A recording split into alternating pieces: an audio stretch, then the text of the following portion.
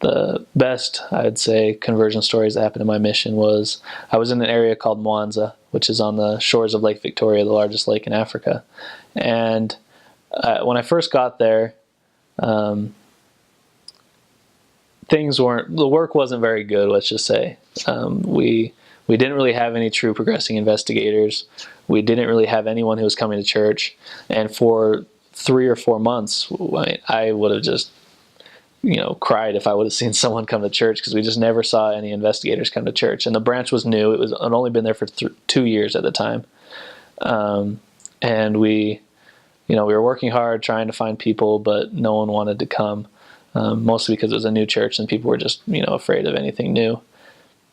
But when I first got there, there was a person that my companion told me that they had seen once or twice, named Ali Hassan, and that we would be visiting him. And he lived very far away from the church, where you had to take a public transportation bus, which is called a dala dala, which is just basically, it's like a van that we'd have here with way too many seats inside, and they fill the seats, and then they have people stand up inside the dala dala, like just pack it as much as they can, until they can't even close the door, and then that's when you go.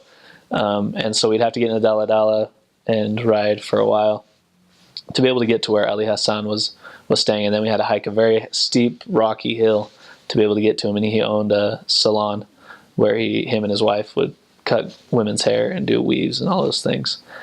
And when we first met him, he was Muslim, which was obviously a problem, difficult at the time.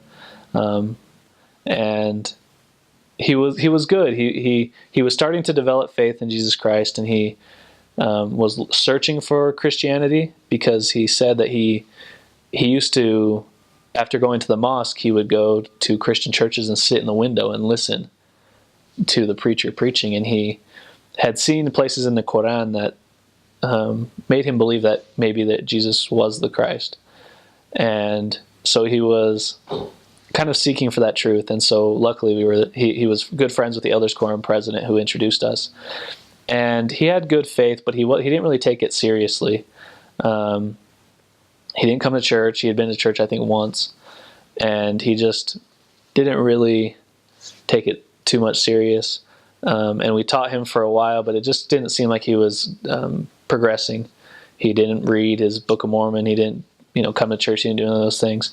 Well, one of my companion who I had left the area, and a new companion came, and we hadn't seen Ali Hassan for probably 3 weeks after he came to church for general conference, and then he didn't come back. And we didn't have time to be able to go out and see him because it was far away. And so when my new companion came, I decided, okay, we're going to go bring him back. And so we went out and we saw him. And, I said, I asked him, how did you like general conference? He said, I liked it. And I felt prompted to ask him what he wanted by meeting us, or what he expected to get from us. And he kind of told us that, he wants to learn about Jesus Christ and all this stuff.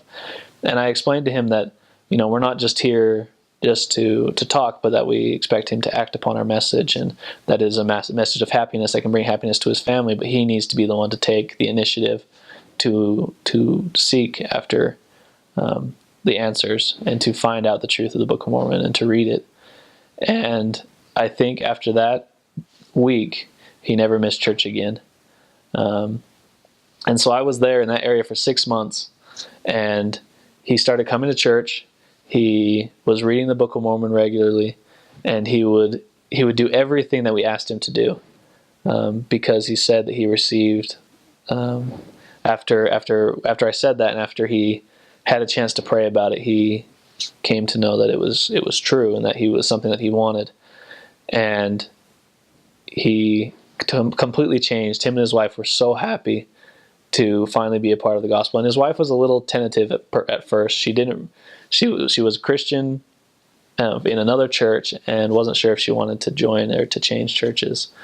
And it took a really great member named Margaret, who went with us, and having her there, you could see her countenance change, and she suddenly started to feel comfortable. And after that day, she came to receive a testimony of the truth.